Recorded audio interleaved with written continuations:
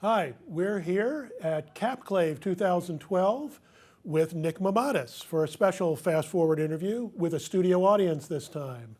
So Nick, welcome to Fast Forward. Thanks for having me. Let's start off talking a bit. You are one of the guests of honor you are at the convention is the editor guest of honor. Right.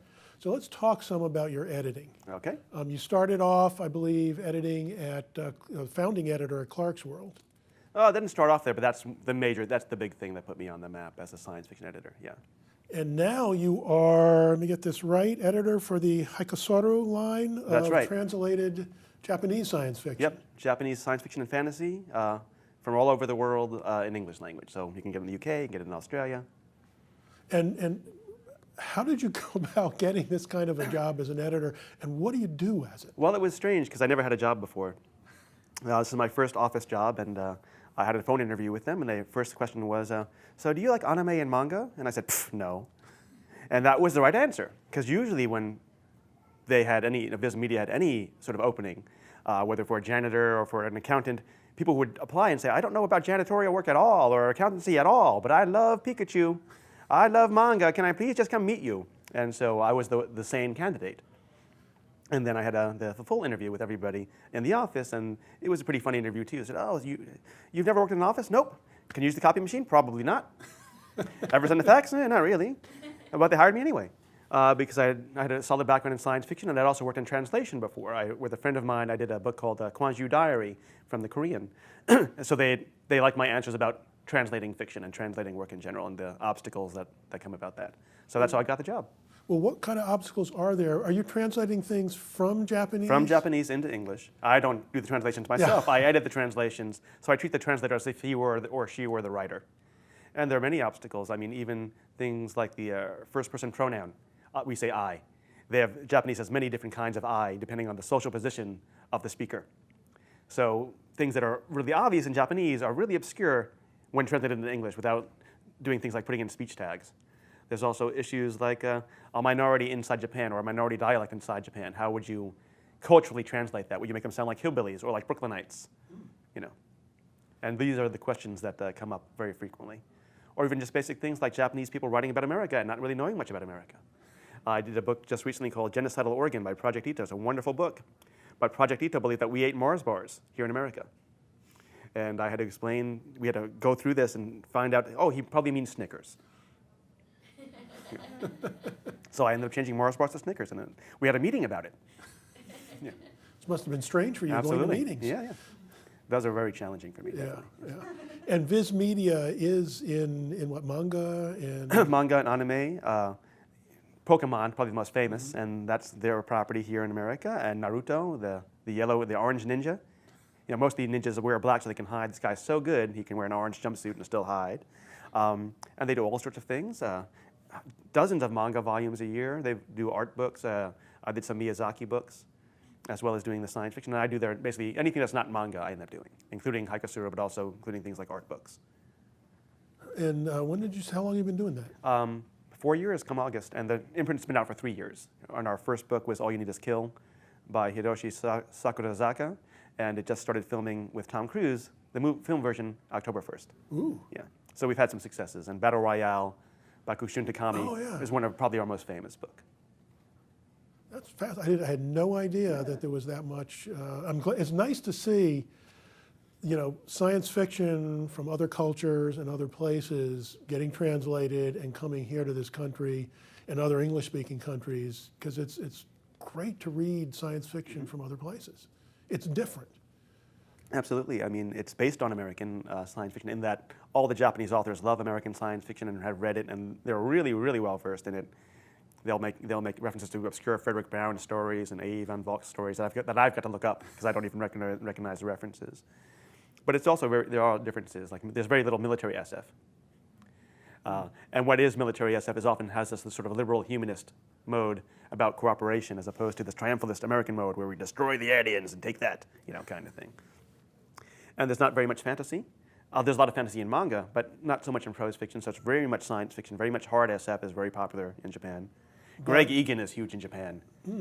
Yeah. It's interesting because manga, just to be in the interest of full disclosure, Sure. I'm not a big anime fan. I can't watch anime. But I've read a number of mangas that a friend of mine has given me, and I really love them. Yeah. But there's a lot of fantasy in it. Absolutely, a lot of magical girls and crazy cats and spells and curses and monsters. But it doesn't translate all that well into prose. The prose is really much science fiction. Hardcore science fiction where you need a slide rule, or you could use a slide rule and be satisfied. We did one book by Isui Agawa called The Next Continent. Speaking of cultural translations, it was called The Sixth Continent in Japan, because they count 5 continents. We count 7 in North America. So I had to change it to The Next Continent. And that involved me sending a map to Japan, because they were like, really? Can we see this? Send us a map. And I had to send them a map. And that's about building a moon base.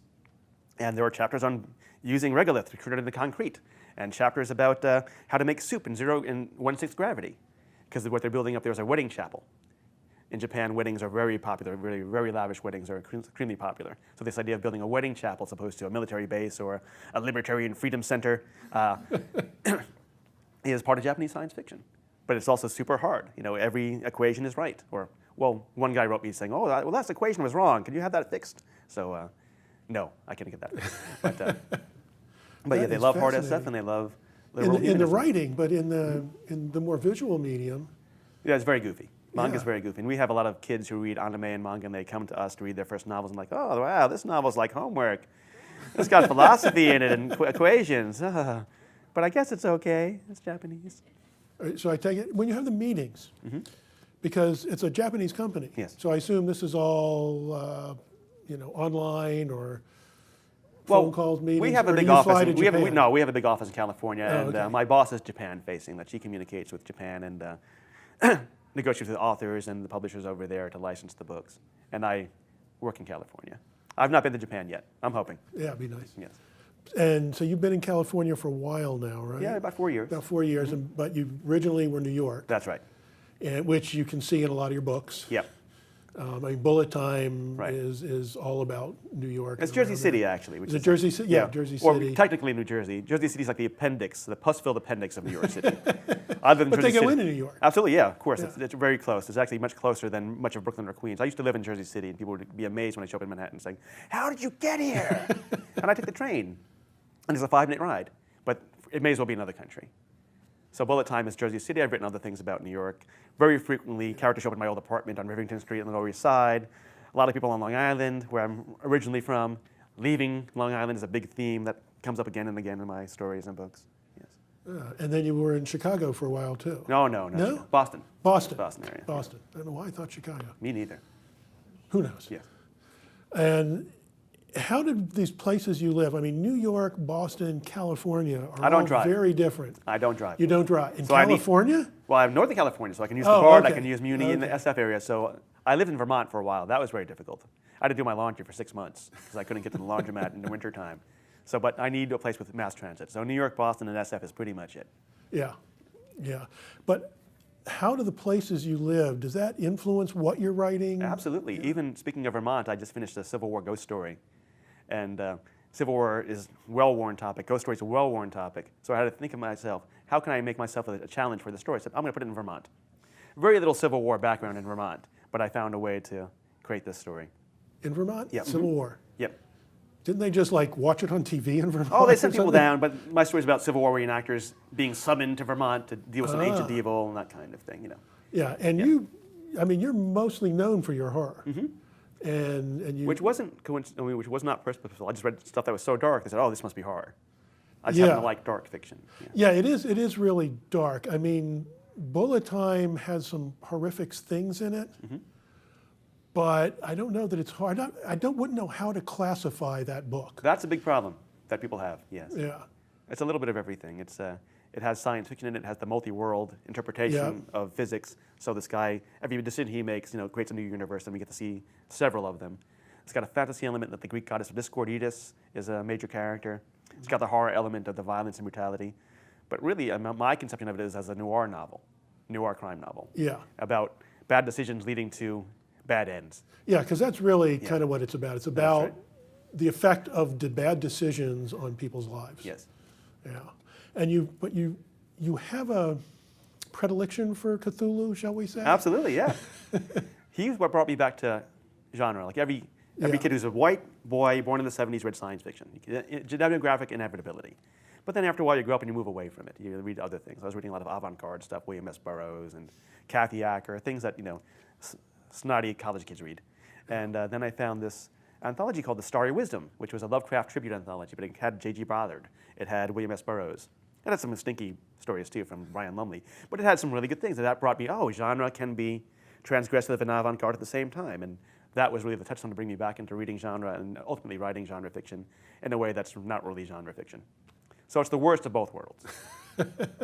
This is pretty much the highlight of my career, this interview. This is it. This is it. It's all downhill. This is as good as it gets, Yeah. huh? Mm-hmm. Oh, that's very sad. Yeah, thanks for the water. Yeah. A lot of your horror and your Cthulhu stuff also ties in kind of with some satire, which is a strange combination to me. It works pretty well, but why would you think of writing, because most Cthulhu stories are not satire. That's why. Okay. To get a difference, right? Yeah. My first Cthulhu piece was Move Underground, which is Jack Kerouac meets Cthulhu. And I thought, I love Jack Kerouac, and I love Lovecraft. They really should date.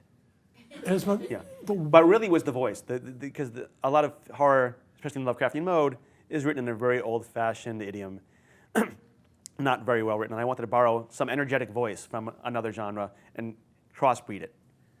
And I did the same with Hunter S. Thompson, with my friend Brian Keene, wrote a book called The Damned Highway, about 9 missing chapters of The Great White Shark Hunt, the Fear and Loathing in 1972, where he discovers that Nixon is Cthulhu. The Democrats are not much better. It's basically my conversation about the election for this year. The Shoggoth. That's right, yes. But Kerouac and Lovecraft do not seem that... They're both from New England.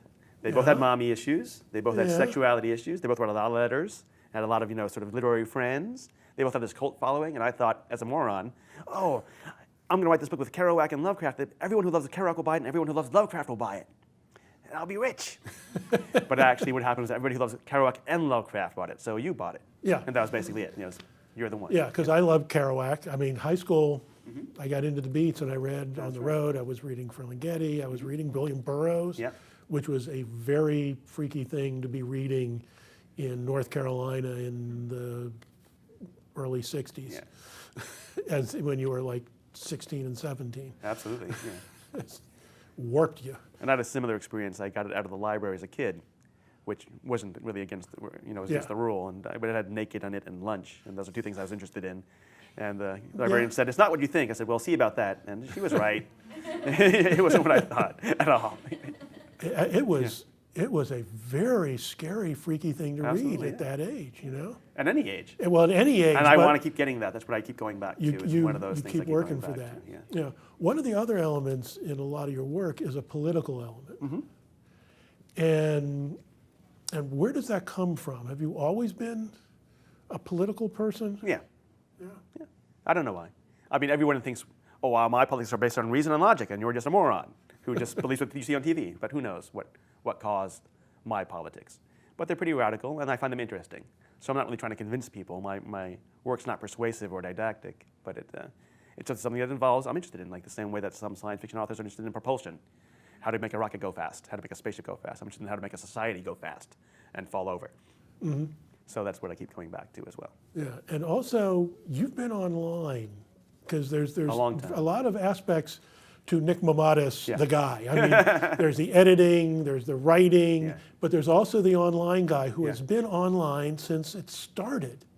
You were I'm not quite that old, but 1989. When a college freshman, I got on. I was in freshman composition. My friend said, "Oh, come look at this." And I'm like, "What is it?" "It's the internet." And it was amazing. What were you on? I was on Tiny Muds and using Telnet and things like that. Yeah, I'm thinking back in '89 was there was not a lot going on. FTP was that new. Pre-Genie even? Pre-Genie, yep. We had a FidoNet. We had IRC was just beginning. So I had this sort of nickname, Nihilistic Kid, which back then, who knew 20 years later I'd be stuck with that nickname for my blog. Now that I'm 40 and fat and old, it's terrible. But who knew the internet would take off? Yeah. But that online presence is a pretty big part of who you are and how people think of you. Yeah. And but you've got to be careful because you're not getting paid for your online stuff, right? Well, you know what? I don't care. You don't care. I tell this to anyone: do whatever you want, because it really doesn't matter. Nobody can predict what book will be successful or what author will be successful. If they could, everything would be a bestseller. But most books are relative economic failures. So nobody really knows what will take off.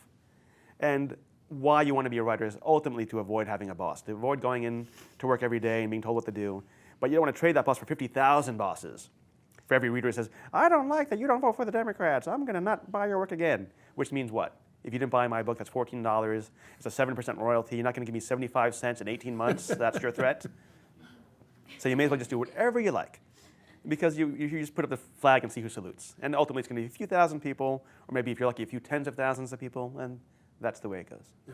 Yeah. But you've got to kind of watch your time so you don't spend all your time online, because you got to be writing. Well, that's not all your money making now, because you have an actual job. Makes things easier, Yeah. definitely.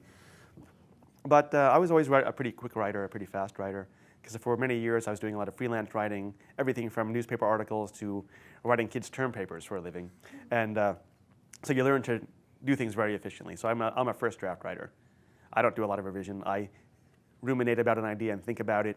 Then at 3 in the morning I sit down and I write a story, and it'll be done at 8 in the morning.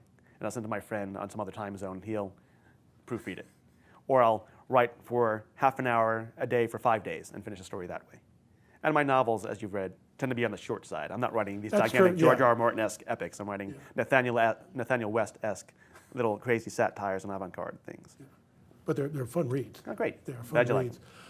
So what's coming up? What are you working on? I'm working on a crime novel called Love is the Law. It's basically like a Harriet the Spy character who becomes a teenager, and she loves communism and Aleister Crowley. And then somebody kills her magical mentor, and she's trying to find out who did it. And I've got a zombie novel. I figured I'd be the last person to write a zombie novel. Yeah, somebody's got to be the last one. I'm ending the whole zombie thing with this. It's called The Last Weekend. And it's basically Charles Bukowski meets the zombies. It takes place in SF. And SF, as you may know. You combine the strange, I got to tell you, you combine the strangest things. Well, I just like different voices. Because, I mean, there's a sort of traditional voice of third person, objective, with, not a lot of fancy words, not a lot of fancy dancing. And that's what horror is often like. And that can be really great. But after reading 10, 20, 30 novels a year in that mode, I want something else. So I'm writing to amuse myself. And you do jump around in person. Yeah. I mean, Bullet Time was going back and forth between third person and first person, depending on. Well, basically, it's the different worlds. Yeah, so we have 3 different or 4 different first-person points of view. Yeah. One of which is alienated from all of them because he's in a beyond space and time. And then there's the third person leading up to this fateful decision to shoot or not shoot up a school. Yeah. And it's basically cubism. Like I wanted to follow a character. That's right. Yeah, I hadn't thought about it, but yeah. I wanted to follow a character like literary fiction does through trials and tribulations, but I wanted to do it in a way that was more interesting to me as a writer. And so that's why I have this character split up into the many pieces, like a cubist painting where you would see the left side and the right side, and the downside and the upside. Yeah, it works. I got to tell you, and we're just about out of time, but keep writing those strange things. Okay, well, keep buying them. All right. Maybe buy 4 or 5 copies. Yeah, I could make do some that. friends. Yeah. But Nick, thank you very much for joining us here and taking the time. And so for everyone here at Fast Forward, this is Mike Zipser saying, take care.